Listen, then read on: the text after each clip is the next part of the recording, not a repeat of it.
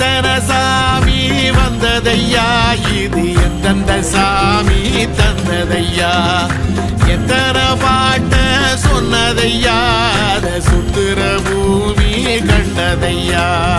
அடிச்சு வீசும் காத்துலையும் அந்த தகப்பனாச சுத்துதையா பிடிச்சு பூக்கும் விதையிலும் ஒரு வம்சத்து கதையே உள்ளதையா 100 தலைமுறை சேர்ந்து செதுக்குன ஈர நலம் இது பாறையா வாழும் வரையிலும் நீயும் விதைக்கிற கடமை இருக்கு கேளையா கோடி விளக்காயேந்தி கிடந்த